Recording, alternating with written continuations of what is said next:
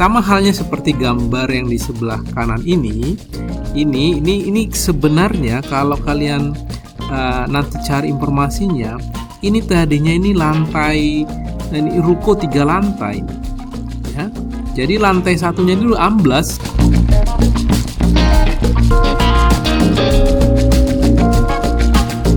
Ini panduan seperti begini sudah banyak sekali di berbagai media sebenarnya ya. PU itu sudah lama memberikan panduan bagaimana kita membangun sebuah rumah tembok sebenarnya untuk bisa paling tidak survive, bertahan ketika ada gempa-gempa.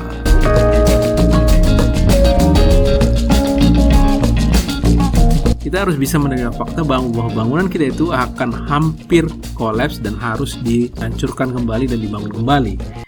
Selamat datang kembali di channel Belajar Struktur di UBL. Di channel ini kalian bisa belajar mengenai analisa struktur, perencanaan struktur, dan rekayasa gempa.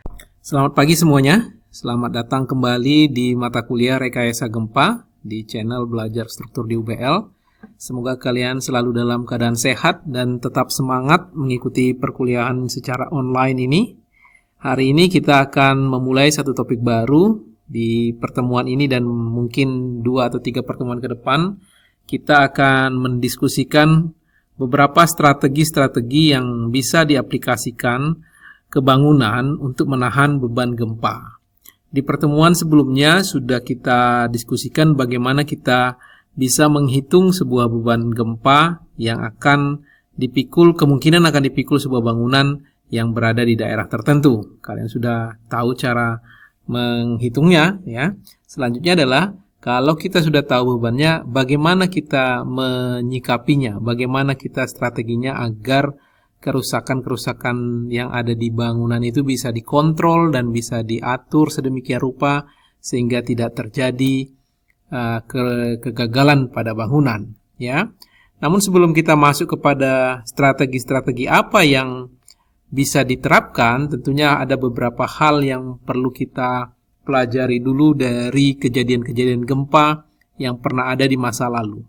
Hal yang pertama yang ingin saya sampaikan supaya mendapat perhatian dari kalian, kerusakan yang sering atau dikenal dengan istilah soft story phenomenon. Itu adalah fenomena kegagalan lantai dasar seperti terlihat di gambar ini. Ya, gambar di sebelah kiri ini adalah sebuah ruko. Terlihat di sini ada logonya di sini. Ini bukan saya juga endorse Spotek, tapi ini menandakan ini adalah sebuah ruko dan dia biasanya ini digunakan sebagai tempat tinggal ya, dan di bawahnya itu sebagai toko, namanya juga ruko ya, rumah toko. Dan terlihat di sini kalau kalian perhatikan itu kerusakan akibat gempa. Ini kejadiannya gempa Padang tahun 2009. Itu kalau kita perhatikan lantai 2-nya itu relatif tidak terjadi banyak kerusakan ya, tapi yang mengalami kerusakan parah itu adalah lantai 1. Jadi kita kalau tadinya ini bangunannya tentunya rata ya, sekarang itu sudah berdeformasi seperti sejauh ini. Jadi ini deformasi yang dialami oleh lantai 1. Sementara lantai 2-nya itu praktis bisa dikatakan hampir tetap tidak terlalu leaning atau masih relatif lurus ya. Jadi semua konsentrasi kerusakan itu terjadi di lantai 1. Itu yang terjadi pada gambar ini. Sama halnya seperti gambar yang di sebelah kanan ini sebenarnya kalau kalian nanti cari informasinya, ini tadinya ini lantai, ini ruko 3 lantai ini. Ya. Jadi lantai satunya dulu amblas, bukan amblas dalam artian tenggelam di telan bumi ya, tapi ketimpa gitu. Ini amblas, bayangkan amblas seperti pancake atau ya lenyek gitu ya. Jadi lantai satunya amblas. Dari mana saya tahu itu? Ya, pertama-tama dari sini, mana mungkin kita mau, ini kan yang biasanya ada di lantai atas sebuah bangunan kan, ini yang namanya pembatas, ini kan dinding pembatas di apa namanya, di teras gitu ya. Ini kan dia masa rata sama jalan gitu, atau sama areal jalan sini. Jadi ini tadinya ini dalam posisi lantai 2 ini. Jadi kalau saya ibaratkan tadinya dia 3 lantai begini, ya, ini dia. Ini sudah tidak ada lagi, hancur gitu. Sementara lantai 2 dan lantai 3-nya ada kerusakan tapi masih bisa dikatakan berdiri gitu. Jadi kalau leluconnya, kalau bangunan ini dipindahkan ke tempat lain udah 2 lantai dia jadinya udah bisa berfungsi, atau ini kalau dilanjutkan masih bisa digunakan juga lantai 1 dan lantai 2. Tapi ya itu sebagai guyonan saja, tapi bangunan ini udah nggak bisa berfungsi lagi. Nah, ini lantai 1-nya ini ambles, jadi tidak ada lagi di lantai 1-nya. Nah, ini yang dikatakan kegagalan lantai dasar. Jadi lantai dasarnya itu kalau diterjemahkan secara harfiah itu terlalu lunak, terlalu soft. Ya, terlalu soft dalam artian di sini terlalu fleksibel. Ya, terlalu fleksibel atau bisa dikatakan juga kurang kaku. Ya, relatif kurang kaku dibandingkan lantai di atasnya. Di atasnya itu cukup kaku, sementara di bawahnya relatif tidak kaku, sangat fleksibel. Nah, mungkin kalian berpikir, kenapa itu bisa terjadi? Kenapa lantai dasar ruko ini bisa lebih fleksibel atau kurang kaku dibandingkan dengan lantai di atasnya? Saya ingin kalian coba memikirkan kira-kira tipikal layout sebuah ruko bagaimana. Kalau ruangan di lantai dasar itu toko-toko digunakan sebagai toko, kira-kira pembagian ruangannya bagaimana? Apakah banyak dinding-dinding pemisah? Tentunya tidak ya. Relatif di bawah itu, dinding-dinding pemisah itu hanya di sini dan di sini misalkan. Ya, sementara di antaranya kosong.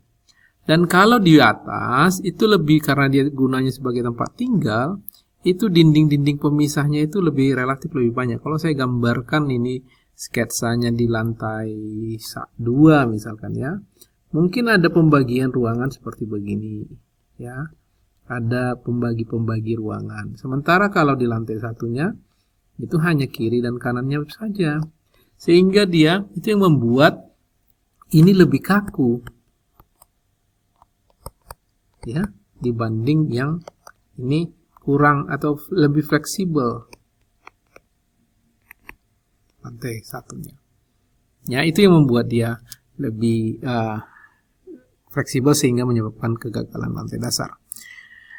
Dan itu juga bukan hanya terjadi di ruko, kegagalan lantai dasar atau soft story.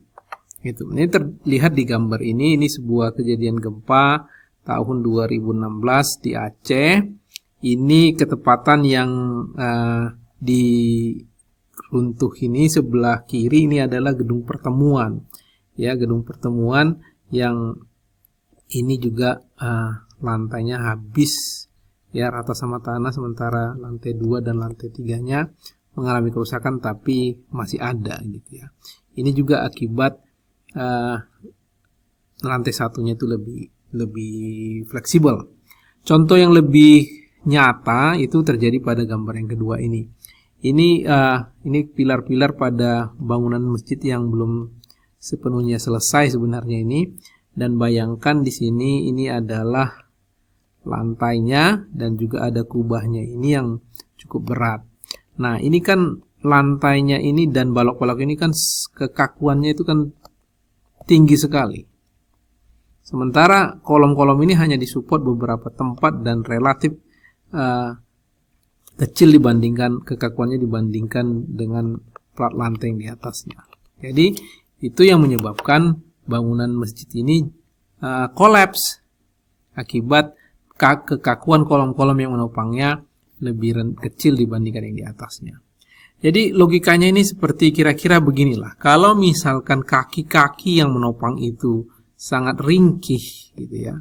Sementara yang mau dipikul di atasnya itu cukup berat dan cukup kaku ya. Ini kan kalau ada misalkan gempa menggoyang bangunan tersebut, ini kan bisa jadi goyang sangat besar sekali, sangat signifikan kaki-kaki bangunan tersebut. Jadi ibaratkan adalah kolom-kolom itu adalah kaki-kaki strukturnya yang akan memikul benda di atasnya yang cukup kaku dan berat. Sehingga konsentrasi kerusakan akan otomatis terjadi di lantai bawah karena dia lebih soft. Itu maksudnya kegagalan lantai dasar. Mudah-mudahan bisa dipahami ya. Kalau kira-kira masih ada hal yang terganjal di benaknya, coba disampaikan di bagian komentar. Nanti akan saya coba elaborasi lagi lebih lanjut kalau ada penjelasan tambahan yang ingin saya sampaikan. Kegagalan yang lain atau pelajaran dari kerusakan gempa yang bisa kita pelajari dari sejarah adalah kegagalan pasangan bata. Ya, kegagalan pasangan bata seperti terlihat di dua gambar ini. Ini di sebelah kiri ini sebelum kejadian gempa Nepal tahun 2015. Ini sesudah gempa. Terlihat struktur pagoda-pagoda ini rata sama tanah. Ya, tentunya jenis struktur seperti ini yang menggunakan pasangan bata itu sangat banyak sekali terdapat di Indonesia. Hampir semua bangunan rumah tinggal di Indonesia pasti menggunakan pasangan bata. Nah, apakah pasangan bata tidak diperbolehkan atau tidak kuat menahan beban gempa? Sebenarnya tidak juga demikian. Jadi kalau pasangan bata itu dirancang dengan baik, didesain dengan baik, itu bisa juga dia menahan beban gempa, tidak mengalami keruntuhan seperti terlihat di gambar ini. Nah, lantas apa yang membuat struktur pagoda ini hancur parah ketika dikenakan gempa? Yang kurang dari struktur ini adalah batanya itu tidak ada pengikatnya. Tidak ada pengikat-pengikat atau kolom praktis yang mengikat pasangan bata tersebut. Di sini bagian sini sebenarnya ini ada pengikat, makanya dia tidak bagian bata yang ini tidak hancur gitu. Jadi pengikat itu maksudnya bagaimana? Makanya kalian di kelas-kelas awal struktur bangunan kan diajarkan tuh, kalau misalkan kita menggunakan pasangan bata dengan jarak-jarak tertentu, itu harus ada kolom praktis ya kan? Kolom praktis yang mengikat pasangan bata tersebut sehingga dia ada pengakunya. Jadi ini kolom praktis ya. Kolom praktis itu akan berfungsi sebagai pengikat pasangan bata tersebut. Ini pasangan batanya. Itu gunanya dia kolom praktis. Mengekang pasangan bata tersebut untuk dia tidak gampang buyar. Ya. Jadi kalau selama ini kolom praktis itu dianggap tidak berfungsi, tidak terlalu penting, sebenarnya kolom praktis itu penting banget untuk menjaga integritas atau kesatuan dari pasangan bata tersebut.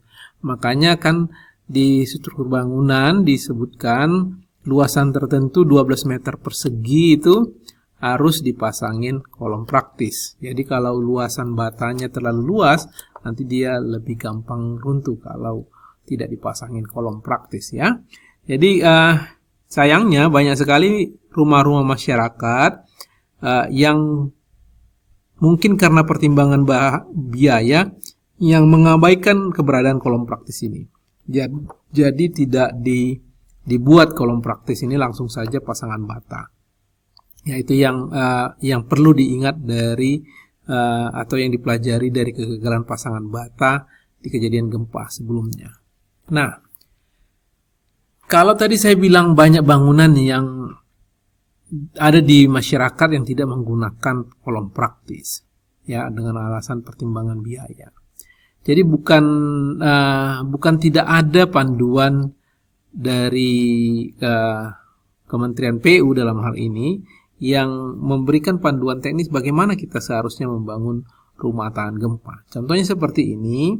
Ini ada panduan yang cukup lengkap bagaimana kita membangun rumah tembok yang bisa menahan beban gempa atau bisa memikul beban gempa. Sebenarnya terminologi tahan gempa ini kadang-kadang kalau saya berpikir ini kurang tepat juga gitu. Jadi kalau diibaratkan tahan gempa itu kan tahan api, bukan berarti dia tidak bisa terbakar.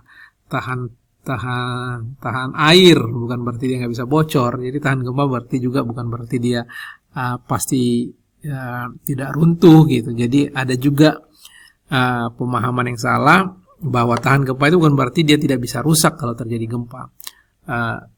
Sebenarnya nanti semakin banyak kita diskusi di pertemuan ini, tahan gempa itu berarti kerusakannya itu bisa diminimalisasi, bisa diarahkan, bisa direncanakan sesuai dengan yang sesuai dengan diinginkan supaya tidak terjadi kerusakan yang parah. Ini panduan seperti begini sudah banyak sekali di berbagai media sebenarnya ya.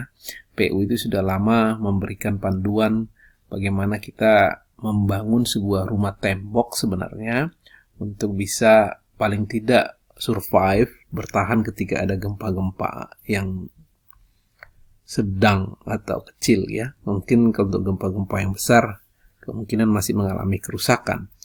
Tapi paling tidak ini adalah satu praktis atau syarat-syarat yang harus dipenuhi. Misalkan di sini ada beberapa di sini, kalau kalian baca nanti di detail dokumennya, ini ada beberapa contoh-contoh yang harus syarat-syarat yang harus dipenuhi. Seperti bangunan itu harus berada di atas tanah yang stabil ya. Juga denah bangunan rumah sebaiknya sederhana dan simetris ya, sebaiknya. Nanti akan saya jelaskan lebih jauh apa maksudnya sederhana dan simetris itu. Slope diangkur ke pondasi. Jadi kalau dia contoh misalkan ini ambil kita detailnya ini ya, ini ada angkur yang diberikan dari slope ke pondasi setempatnya ya. Kadang-kadang ini ya saya lihat di beberapa praktis yang terjadi praktek di lapangan ini agak jarang, sering dilupakan ya. Itu yang padahal itu penting.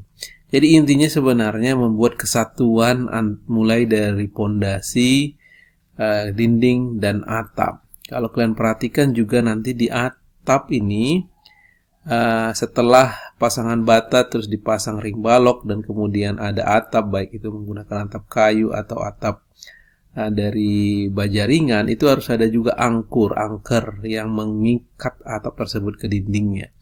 Jadi satu kesatuan komponen dari mulai pondasi sampai atap itu yang perlu diingat sebenarnya supaya bangunan itu bisa tahan gempa. Di sini ada sedikit bentuk ilustrasi 3 dimensinya, bagaimana ring balok itu dengan dinding bata. Ring balok harus menutup dinding bata dan kemudian ada angkur yang menyatukan atap tersebut kepada ring baloknya ya. Juga ikatan-ikatan di atapnya juga harus dipastikan baik. Di sini juga ya seperti ini. Dan ikatan antara kolom-kolom dengan balok praktisnya, kolom praktis dengan balok praktis atau slope atau ring balok itu juga ada ikatan yang baik. Ya, tulangan-tulangannya ada yang disalurkan seperti terlihat di gambar ini ya. Itu banyak sekali panduan-panduan yang bisa kita ikutin dari panduan PU ini. Contohnya di sini setiap luasan seperti saya sudah sampaikan, luasan dinding itu maksimal 12 meter persegi itu harus diberikan satu kolom praktis. Jadi kalau tinggi bangunan katakan 3 meter, ya berarti lebarnya 4 meter, setiap 4 meter harus dikasih kolom praktis. Kalau tinggi bangunannya itu 4 meter, berarti setiap 3 meter harus diberikan kolom praktis. Ya, ini juga cincin-cincin itu yang penting juga, poin yang penting juga poin 6 ini ya. Cincin itu sengkang yang dipasang untuk kolom dan balok praktis ya, itu juga harus terkunci. Maksudnya terkunci itu seperti apa? Ini kadang-kadang itu tukang itu tidak rajin membuat sengkang itu terkunci seperti begini ya. Ini kalau ini tulangannya sini, kadang hanya begini saja. Nah, gitu, tertutup begini. Ini yang benar, ini salah. Kenapa demikian? Karena ini akan gampang terbukanya ya, seperti begini. Ini akan gampang terbuka ya, sehingga mengurangi kesatuan dari kolom atau balok praktis tersebut ketika menahan beban. Itu nanti di video terpisah nanti akan saya jelaskan mengenai ini, istilahnya beton terkekang. Betonnya itu terkekang dengan baik. Ini beton tidak terkekang.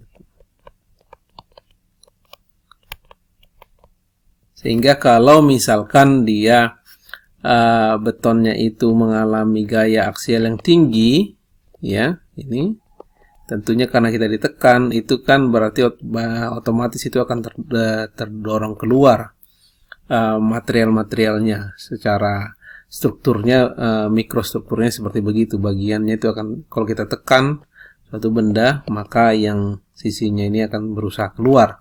Nah, kalau dia tidak diikat kencang, maka beton yang ada di dalam sini ya, itu akan mencoba mendorong keluar dan membuka sengkang ini. Sementara ini relatif susah membukanya, itu maksudnya betonnya terkekang, dan itu akan membuat kemampuan kolomnya menahan beban lebih tinggi. Itu ada diskusi terpisah sendiri mengenai beton terkekang dan beton tidak terkekang. Di kesempatan lain mungkin nanti akan saya jelaskan mengenai sifat-sifat beton terkekang dan tidak terkekang, kenapa harus sengkang itu dibuat bagus ya. Dan hal yang lain, tadi saya sampaikan bangunan itu harus sederhana dan simetris. Apa dia itu bangunan sederhana dan simetris? Coba saya jelaskan di sketsa berikut ini. Jadi bangunan itu sebisa mungkin simetris, dalam artian dia itu bentuknya itu sederhana ya, seperti yang ada di gambar ini. Yang sebelah kiri itu tidak direkomendasikan, yang sebelah kanan ini lebih direkomendasikan. Jadi kalau misalkan bangunan itu berbentuk seperti L ya, seperti ini direkomendasikan untuk dipisah di sebelah sini ya, atau juga dipisah sebelah sini, sama saja alternatifnya ya. Jadi bisa dia jadi memanjang sebelah sini, atau dia seperti begini ya, alternatif yang lainnya. Demikian juga untuk bangunan yang berbentuk huruf T atau berbentuk U. Ini banyak sekali bentuk U ini di bangunan sekolah ya, di bangunan sekolah ini kelas-kelas kita berjejer ya, berjejer di sini juga kelas-kelas yang mungkin di sini ada kantornya di sini ya, di daerah sini kantor, di sini kelas ya. Nah, itu karena mungkin supaya memudahkan, ini tidak sering kita temuin pemisahan seperti begini. Mungkin takutnya merepotkan atau bagaimana, tapi intinya itu harus dipisah. Nah, pemisahannya ini sedemikian rupa sehingga bangunan ini berperilaku sebagai 3 bangunan terpisah. Ini bangunan pertama, bangunan kedua, ini bangunan yang ketiga. Ya, dia walaupun dia satu kompleks bangunan, tapi dia itu sebenarnya terdiri dari 3 buah bangunan secara struktur. Itu pemisahannya. Jadi seberapa besar pemisahannya itu tergantung dari analisa strukturnya nanti yang bisa digunakan. Sehingga misalkan begini, dari analisa strukturnya kita akan melakukan analisa berapa deformasi yang mungkin terjadi pada bangunan tersebut akibat gempa. Ya, ini delta, ini dilatasi namanya ini, ya, dilatasi. Jadi pemisahan ini berapa? Tergantung dari analisa strukturnya, ya.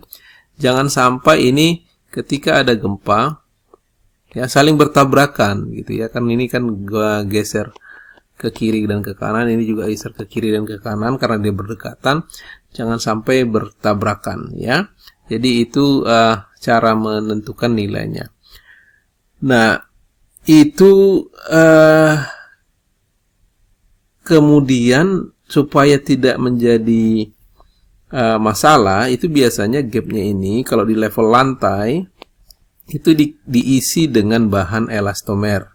Ya, bahan elastomer mengisi gapnya, gap diisi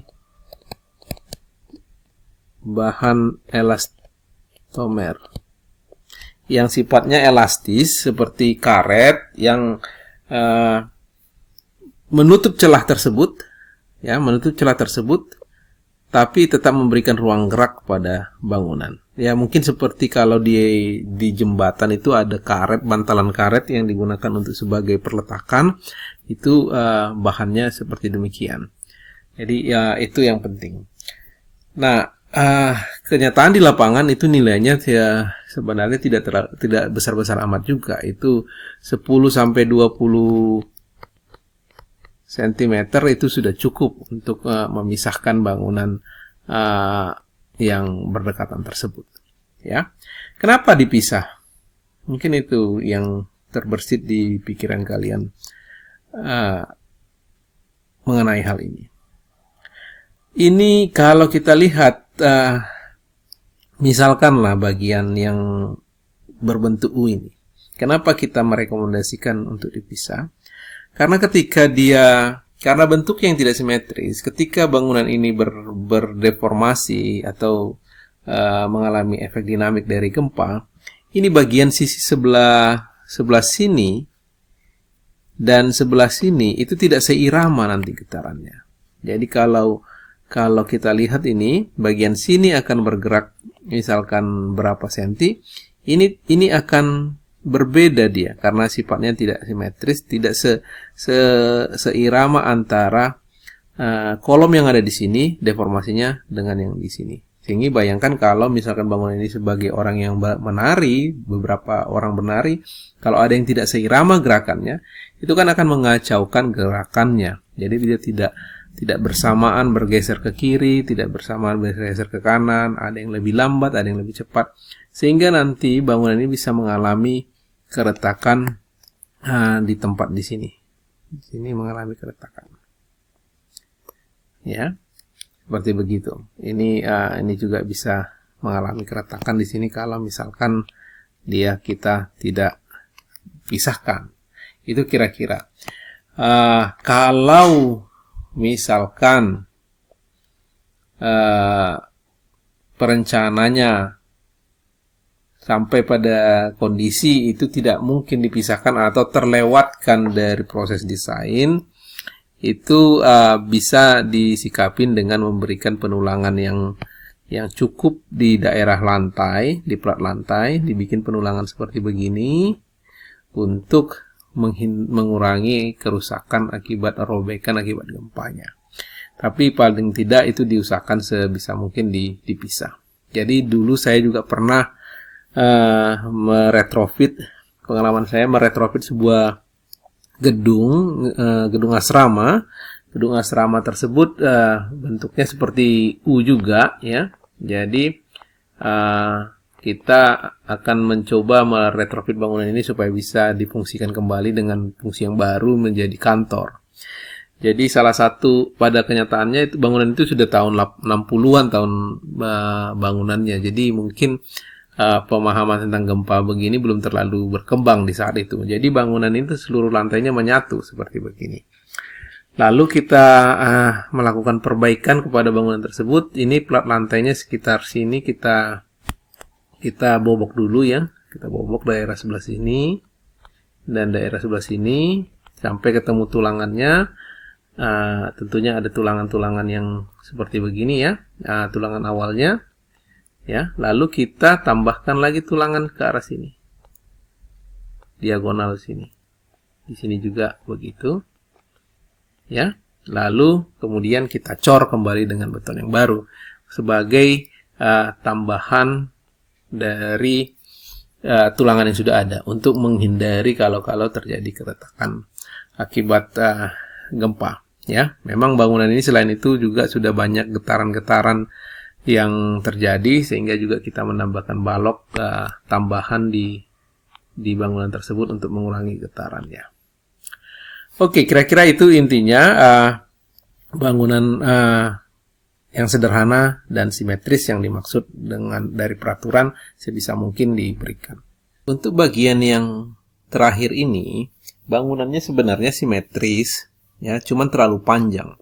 Kalau bangunan panjang itu lebih dari 50 meter, itu juga sebaiknya dipisah juga menjadi 2 bagian atau 3 bagian tergantung dengan kebutuhan.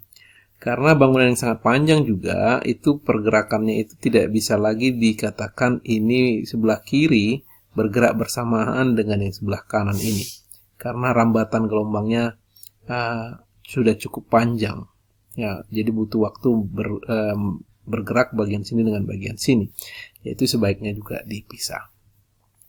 Nah, panduan-panduan teknis begini juga sudah sering kita temui dengan prinsip yang sama untuk berbagai jenis material. Sebagai contoh, ini juga ada sebuah perusahaan yang coba mempromosikan penggunaan dinding dari styrofoam yang terbuat juga dari semen ya, styrofoam di tengahnya untuk membuat dinding itu jadi ringan, dan ini dinding ringan juga dengan prinsip yang sama bahwa sengkang-sengkang itu dibuat terikat dan juga ada kaitan antara kolom praktis ke dindingnya ya.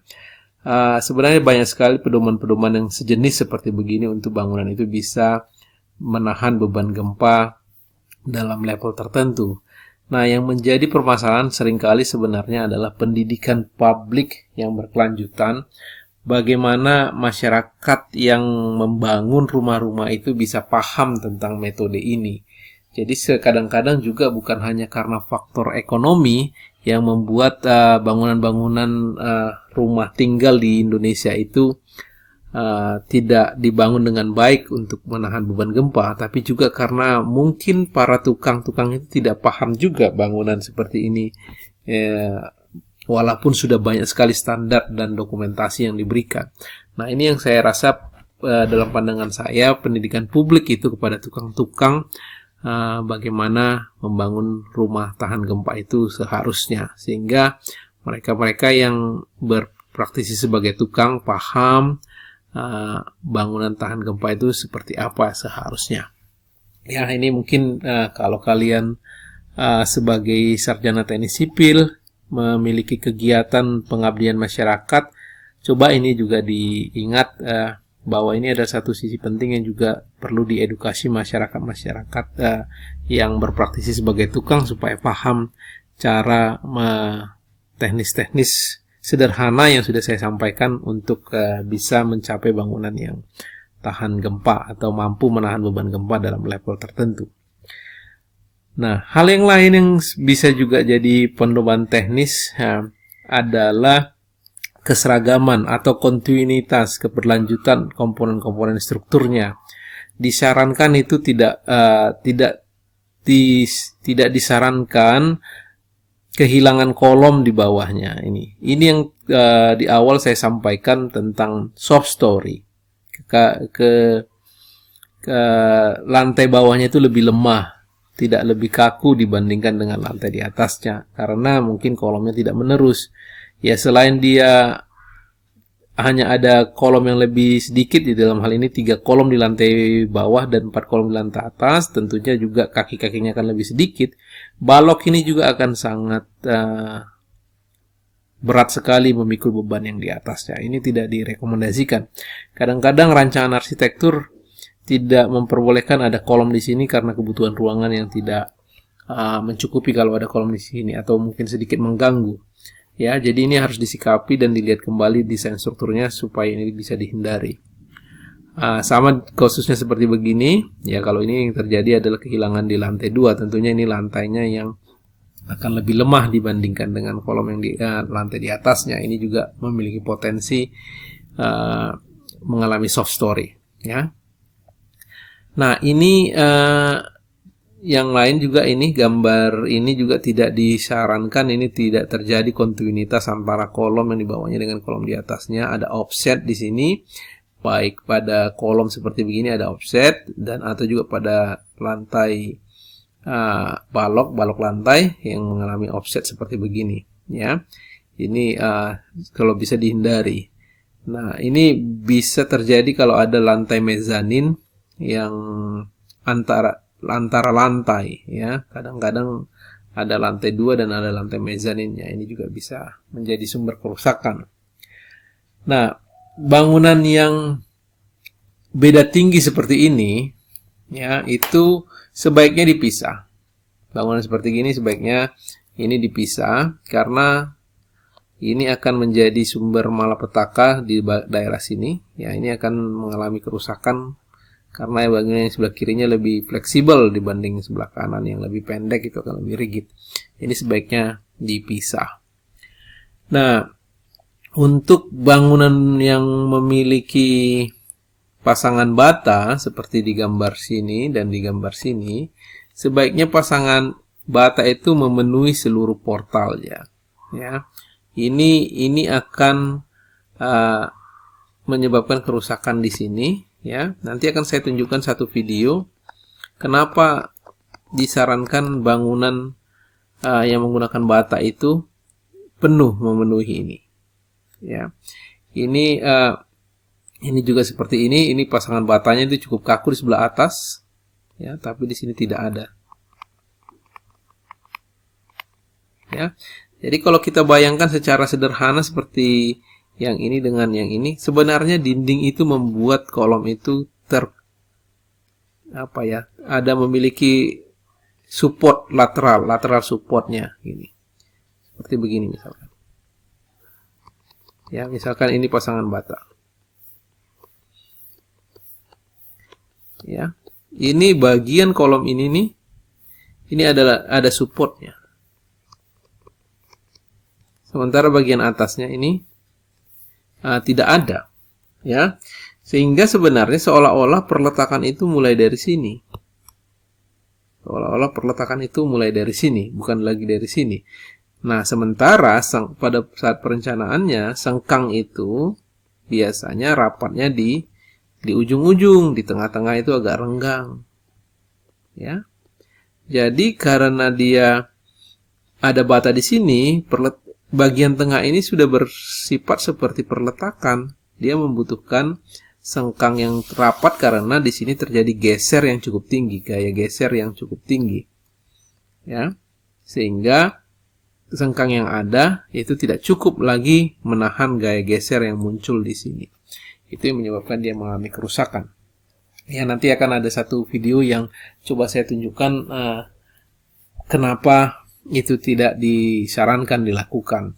Ini banyak sekali bangunan seperti ini kita jumpai, misalkan di sekolah. Kembali lagi, sekolah itu kan kadang-kadang diisi setengah bata seperti begini, lalu dia ada jendela-jendela, ya, seperti begini, ada jendela gini, sehingga tidak ada lagi pasangan batanya.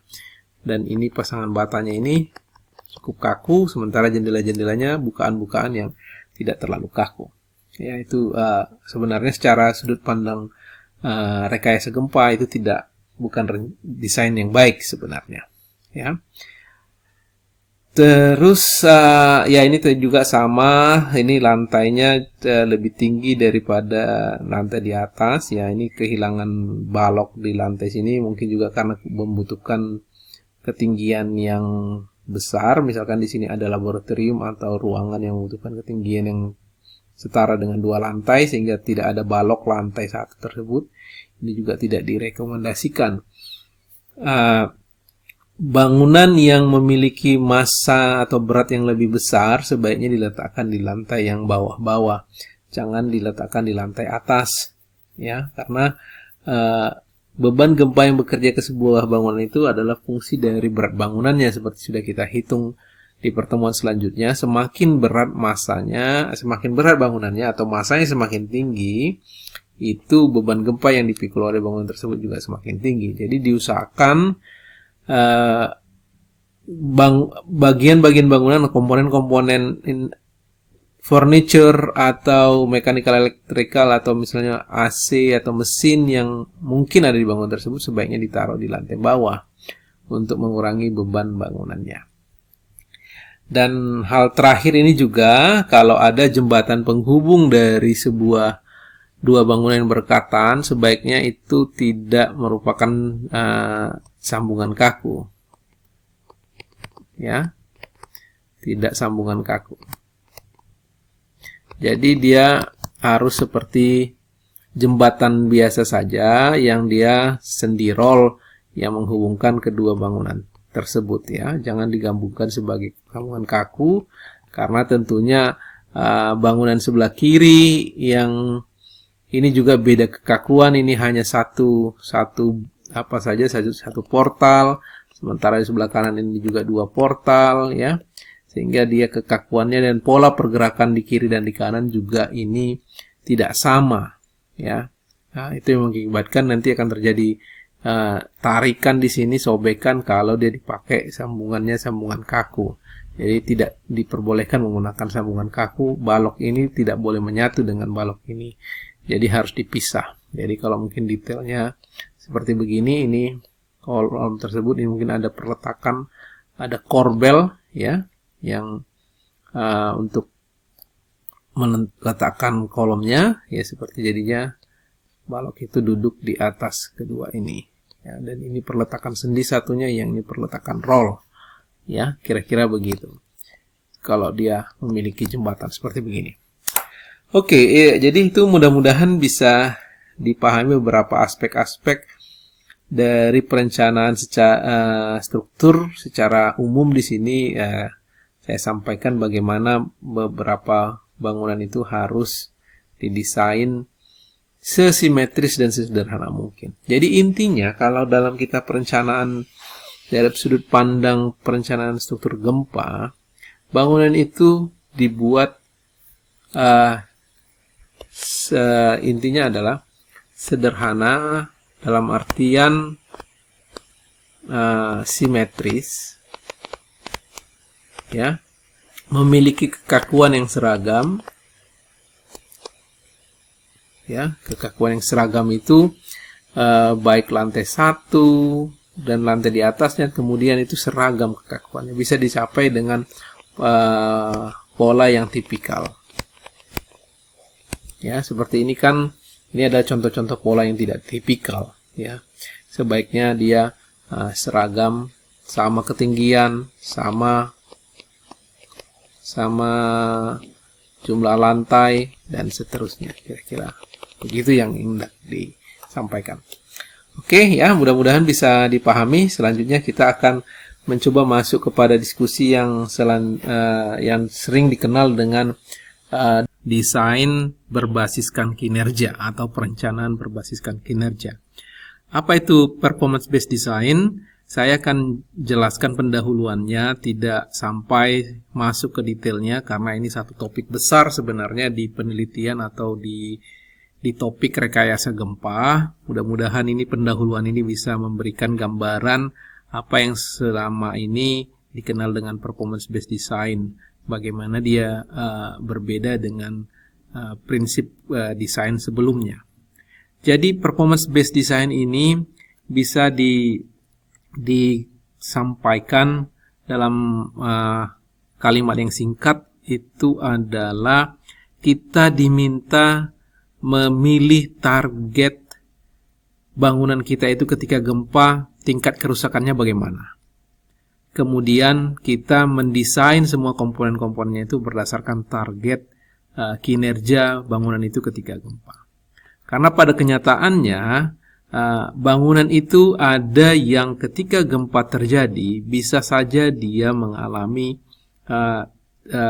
tidak mengalami kerusakan sama sekali. Jadi seperti gambar yang di sebelah kiri ini. Begitu gempanya selesai, dia bangunannya beroperasi kembali seperti sedia kala tanpa ada gangguan sedikit pun. Itu di ekstrem kiri. Tapi di ekstrem kanan ada juga bangunan itu yang hampir runtuh seperti begini, seperti yang di sebelah kanan, ekstrem kanan ini. Jadi begitu gempanya tidak ada dan bangunan itu mengalami kerusakan yang parah di semua tempatnya. Ini diilustrasikan seperti begini, ya. Bangunannya juga sudah cukup miring, kasat mata sudah kita bisa lihat kemiringannya sangat signifikan yang menyebabkan dia hampir kolaps, ya. Jadi sedikit lagi sebelum kolaps, itu collapse prevention. Nah, performance based design ini adalah ada rentang antara dia tidak rusak sama sekali, ya. Ini skemanya ini di dasar ini adalah damage-nya atau kehilangan kerusakannya itu dari sini itu 0%. Ya, sama sekali tidak ada kerusakan. Sementara di ekstrem sebelah sini kerusakan itu sudah 99%, bisa dibilang total loss gitu ya. Nah, ini dalam spektrum 0% sampai 99% ini kita bisa merencanakan bangunan kita itu untuk berkinerja di mana. Jadi ada kondisi intermediate di tengah-tengahnya, intermediate occupancy ini dia langsung bisa digunakan, tapi mungkin ada beberapa bagian yang mengalami kerusakan minor seperti ini ditandakan, ini lampu-lampunya tidak hidup, itu bedanya dengan ini ya. Itu ada sedikit saja kerusakan yang tidak berarti yang harus diperbaiki sedikit ya. Kalau life safety ini adalah kondisi di mana keretakan itu sudah ada pada bangunannya, ya, kerusakan-kerusakan yang relatif sedikit parah, ya, dan ini memerlukan perbaikan pada bangunannya sebelum bangunan itu bisa dioperasikan kembali sedia kalanya. Nah, ini empat kondisi bangunan yang bisa kita pilih sebagai perencana mana kondisi yang mau kita targetkan sebagai kinerja bangunan kita ketika berperilaku saat dibebani oleh gempa. Tentunya mungkin secara natural, tentunya semua orang akan menginginkan bangunan itu seperti begini. Beroperasi ketika gempa selesai, dia kembali beroperasi. Tidak ada yang rusak, tidak ada yang pecah, bangunannya bisa fungsional kembali dan normal sedia kala. Tapi yang perlu diingat sebenarnya itu nilai ekonomisnya, ya, ini untuk mencapai bangunan bisa fully operational seperti begini, itu ekonomiknya itu cukup tinggi. Jadi kalau saya sampaikan di sini ya, tambahkan di sini satu chart biaya gitu misalkan, ya, di sini chart biaya, ya, ini. Di sini mungkin perlu banyak rupiah yang mahal sekali. Sementara di sini rupiahnya ya tidak seberapa, relatif murah dibandingkan yang ya di sini mungkin ya menandakan ini ya sedikit hampir tidak ada titik-titik lagi. Nah, inilah kira-kira maksudnya, mudah-mudahan kalian paham maksud saya. Jadi biayanya untuk membuat bangunan seperti begini biayanya relatif murah. Sementara untuk membuat bangunan bisa fully operasional itu biaya yang dibutuhkan untuk mendesain atau membuat bangunan ini bisa fully operasional itu relatif lebih mahal. Kenapa bisa demikian? Kenapa ini bisa lebih mahal? Ada beberapa aspek, mungkin juga ukuran-ukuran bangunannya atau dimensi-dimensi struktur yang menopangnya bisa jadi lebih besar dibutuhkan dari sini. Bukan bisa jadi, kemungkinan besar akan lebih besar dimensi kolomnya, dimensi baloknya, penulangannya. Kalau dia struktur beton, kalau baja mungkin komponen-komponen balok bajanya, kolom bajanya, pondasinya juga dibandingkan yang ini. Dan juga tentunya untuk yang bangunan yang bisa fully operasional harus ada banyak tambah-tambahan komponen struktur seperti pengaku atau shock absorber yang dibutuhkan.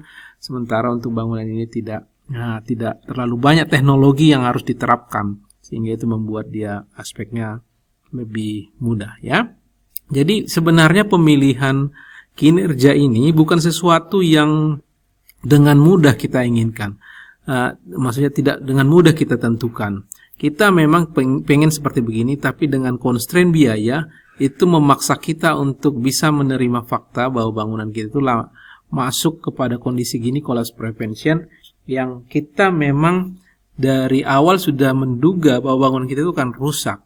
Tapi karena gempa itu adalah suatu fenomena yang tidak setiap hari munculnya, kita harus bisa menerima fakta bahwa ketika ada gempa major earthquake, itu gempa besar yang berskala cukup besar di atas sekitar magnitudo 7 misalkan itu ya, kita harus bisa menerima fakta bahwa bangunan kita itu akan hampir kolaps dan harus dihancurkan kembali dan dibangun kembali. Jadi mungkin perhitungan biayanya dengan kita membiarkan dia mengalami kerusakan parah dan kemudian dipugar atau dibangun kembali, itu sisi ekonomisnya lebih menguntungkan dibanding dengan mendesain dari awal di sini bangunannya bisa berfungsi. Jadi itu bukan sesuatu pilihan yang gampang sebenarnya untuk menentukan pilihan mana yang mau disetting.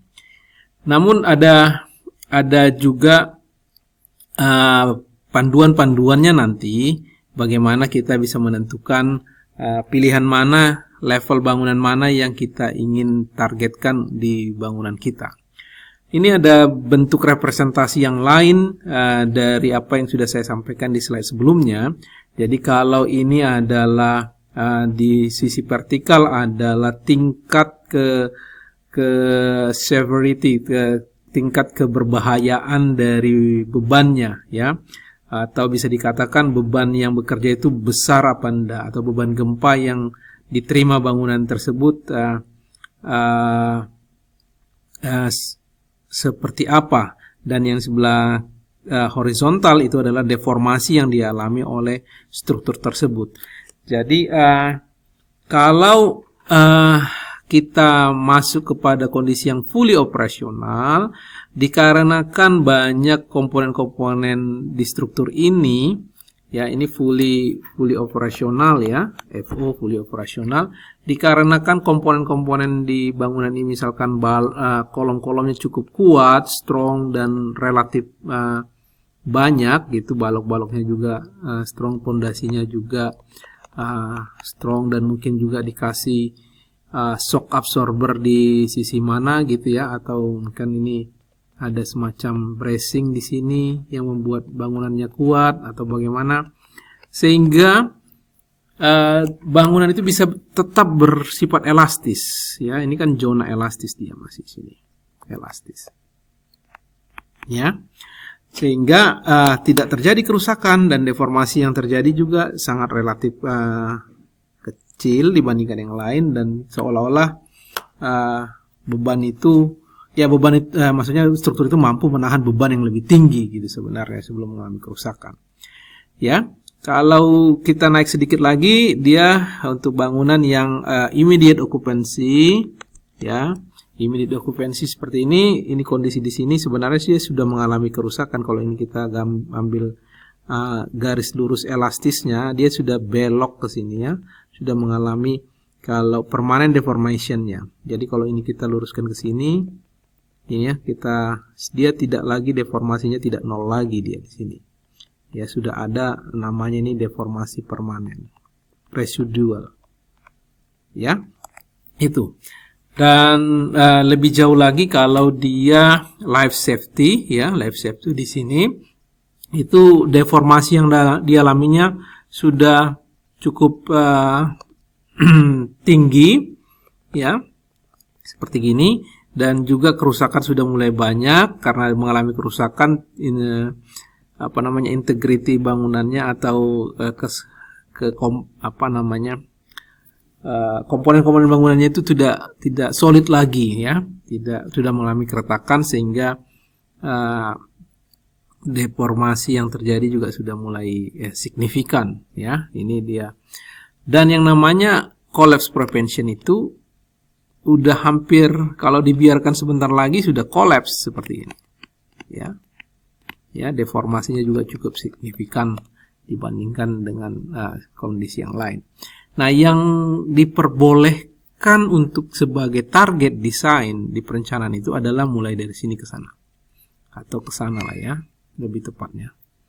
Ini mulai dari level sini. Ya, yang tidak diperbolehkan itu adalah collapse. Nggak boleh collapse bangunan kita itu. Rusak parah boleh. Ini masih boleh, collapse prevention. Collapse yang tidak boleh. Collapse itu bangunannya rata sama tanah. Kenapa itu tidak diperbolehkan? Kalian bisa menduga bahwa itu akan memperangkap penggunanya di dalamnya, tidak ada kesempatan untuk kabur atau lari dari bangunan tersebut, sehingga kematian tidak bisa dihindarkan lagi kalau bangunannya sampai kolaps. Dan ini kita sebagai perencana harus bisa membuat atau merencanakan bangunan itu tidak sampai mengalami kolaps seperti begini. Rusak parah itu sebenarnya secara peraturan itu masih diperbolehkan, collapse prevention. Ya. Nah, ini kita akan coba diskusikan di kelas ini nanti bagaimana kita bisa mencapai level-level kinerja yang disampaikan sebagai konsep performance based design. Ngomong-ngomong, ini 1, 2, 3, 4 level yang berbeda ini di dalam perkembangannya juga ada mengalami beberapa perubahan level penyesuaian, tapi pada intinya adalah bisa dibayangkan di sini dari mulai bisa beroperasi sampai dia hampir kolaps ya. Di beberapa peraturan itu ada level yang tambahan intermediate lain yang ditambah, yang didefinisikan ya. Jadi satu hal yang hendak disampaikan dari performance based design ini adalah kita harus memilih, select performance objektifnya, kinerja yang menjadi target kita. Lalu berdasarkan itu, misalkan kita mau nih, ownernya, pemilik bangunannya mau itu dia immediate occupancy. Ya, immediate occupancy itu ada sedikit kerusakan tapi bisa berfungsi sedia kala. Hanya minor aja, mungkin lampu-lampunya atau dindingnya ada retak rambut atau segala macam. Lalu berdasarkan itu kita akan mendesain berapa penampang-penampang, dimensi-dimensi atau teknologi shock absorber apa yang bisa kita terapkan supaya itu tercapai. Lalu dengan analisa struktur kita lihat apakah performance itu tercapai. Ya. Kalau tidak, kita revisi desainnya. Kalau tercapai target ini, kita berarti selesai. Jadi proses iterasi mencapai target itulah yang lebih ditekankan gitu, sehingga prosesnya akan merupakan proses iterasi beberapa kali sampai performance itu mencapai kinerja yang kita targetkan di awal. Ini secara general proses performance based design itu diterapkan. Nanti akan saya jelaskan lebih rinci hal-hal lain yang teknis yang bisa dipahami untuk desain berbasis kinerja ini ya.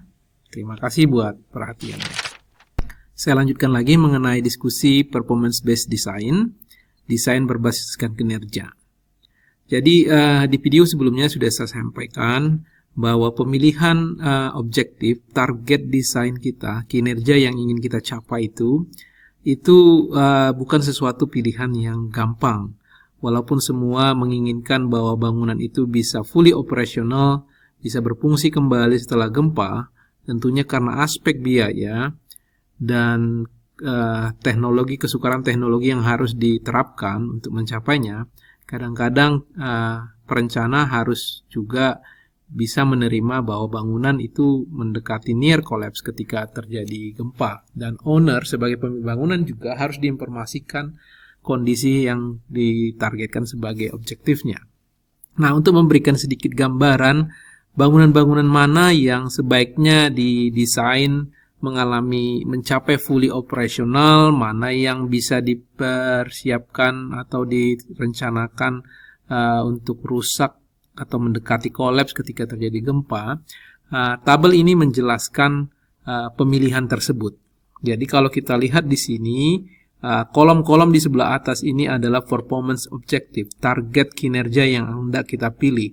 Mulai dari fully operational, ini operational, ini bisa dikatakan immediate occupancy juga ini ya. Life safety, near collapse atau collapse prevention kadang-kadang penamaannya. Intinya seperti gitu. Dan di bagian baris-baris ini adalah earthquake probability. Ada mulai dari frequent, sangat sering ya. Ini kadang-kadang, jarang, sangat jarang sekali. Frekuensi kemungkinan terjadinya gempa ya. Nanti akan saya jelaskan ini secara deskriptif, sering, jarang, kadang-kadang, dan sangat jarang ini ya, nanti akan saya jelaskan secara lebih jelas pembagiannya ya. Nah, jadi di chart ini atau di table ini disebutkan memahaminya begini. Jadi untuk bangunan-bangunan yang basic facilities, ini basic facilities itu disimbolkan legendanya sebagai kotak hitam seperti begini. Terus essential facilities or hazardous facilities, bentuk lingkaran solid begini, dan safety critical facilities menggunakan dua tanda garis vertikal begini. Nah, saya jelaskan basic facilities itu apa ya? Bangunan-bangunan yang basic, yang umum, yang standar, misalnya kantor, ya, apartemen. Ya, kalau kita kembalikan kepada kriteria pembagian bangunan ketika kita menghitung beban gempanya, ingat yang waktu kita menghitung kategori bangunan impact faktornya ya, ke faktor keutamaan bangunan, yang basic facilities itu kira-kira dia masuk kategori 1 dan kategori 2 ya, itu kira-kira kategori 1 dan kategori 2. Nah, essential facilities itu dia masuk sebenarnya antara seperti rumah sakit lah, seperti rumah sakit ya, bagian penyulingan minyak bumi, emergency office and for coordination ya, emergency centers, kira-kira seperti begitu. Kalau kita di sini Badan Penanggulangan Bencana, kalau bisa bangunan yang digunakan untuk itu bisa berfungsi seperti essential facilities. Jadi ini mungkin masuk kategori 4 ataupun mungkin kategori 3. Ini juga yang safety critical ini juga, ini sebenarnya masuk kategori yang ketiga, keempat sebenarnya, lebih tepat 3 dan 4 kira-kira begitu ya. Nah, pembagiannya untuk bangunan-bangunan ini kita lihat nih contohnya ya. Misalkan gini, kita mulai dari bangunan yang basic. Ketika kita mendesain kantor, apartemen, kalau gempanya itu gempa yang sering-sering muncul ya, dia harus target kinerjanya itu fully operational. Jadi gempa yang sering-sering muncul itu harus bangunan itu bisa berfungsi kembali, tidak ada gangguan, tidak ada kerusakan. Nah, kalau dia gempanya itu gempa kadang-kadang, dia target kinerjanya mengalami minor loss atau minor kerusakannya tidak terlalu kritikal kerusakan-kerusakan yang dialami bangunan tersebut ya. Dan kalau gempa yang muncul itu semakin jarang, maksudnya itu berarti probabilitas kemunculannya jarang, itu berarti magnitudenya itu semakin besar, kira-kira secara umum seperti begitu. Jadi makin sering gempa itu muncul, frekuensi kemunculannya, periode ulangnya biasanya itu magnitudenya nggak terlalu besar, kecil. Jadi itu yang bisa dipahami dari frekuensi kemungkinan munculnya gempa. Semakin jarang gempa itu muncul, periode ulangnya semakin panjang, berarti ketika dia muncul itu magnitudenya biasanya relatif besar. Nah, kalau dia sudah didesain mengalami gempa yang jarang, itu boleh mengalami kerusakan yang relatif besar dan harus melakukan renovasi yang cukup signifikan. Dan hanya untuk gempa-gempa yang sangat jarang sekali, dia diperbolehkan untuk mengalami near collapse, hampir runtuh. Jadi ini harus bangunan kantornya harus didemolis, harus dihancurkan. Sebentar ya. Tapi untuk bangunan-bangunan yang esensial, seperti hospital, seperti rumah sakit, emergency operational centers, itu bahkan untuk gempa yang sangat jarang sekalipun tidak boleh mengalami near collapse. Ya, dia hanya seburuk-buruknya itu life safety. Ya, jadi kerusakan parah, tapi tidak boleh dia memiliki kerusakan yang near collapse. Kalau near collapse itu bangunannya itu sudah bisa dibilang harus dihancurkan. Kalau life safety itu masih ada kemungkinan dia direnovasi. Ya, kalau near collapse sudah total loss, sudah harus dibuang. Jadi untuk bangunan seperti rumah sakit, untuk gempa yang sangat jarang dia life safety. Gempa yang jarang itu immediate occupancy, dan gempa yang kadang-kadang dia itu fully operational, itu levelnya. Dan lebih tinggi lagi tingkatnya kalau itu nuclear facilities atau national defense misalnya, atau istana negara misalkan. Untuk gempa yang sangat jarang sekalipun, itu dia harus bisa berfungsi, immediate occupancy. Immediate occupancy, dan gempa yang jarang dia fully operational, tidak rusak sama sekali. Jadi di sini terlihat tingkat kinerja, pencapaian kinerja itu yang bertingkat berdasarkan tingkat kepentingan dari bangunan tersebut. Mulai dari bangunan yang biasa-biasa saja, yang basic, sampai bangunan yang kritikal yang harus dilindungi ketika terjadi gempa. Ya, lebih kurang seperti faktor keutamaan bangunan seperti kita menghitung beban gempanya kemarin itu secara statik ekivalen. Oke, selanjutnya saya coba menjelaskan lebih detail lagi supaya kalian bisa mendapat gambaran apa sih ini fully operational, immediate occupancy, life safety, dan near collapse atau immediate operational ini ya, dan juga nanti tentang ini. Saya mulai dengan deskripsi dari fully operational ini, kinerja, performance objektif, target kinerjanya. Jadi fully operational itu adalah tidak terjadi kerusakan, no damage, itu yang intinya. Continuous service, ini operational atau immediate occupancy juga itu hampir semua operasi itu bisa berfungsi, ya, hampir semua.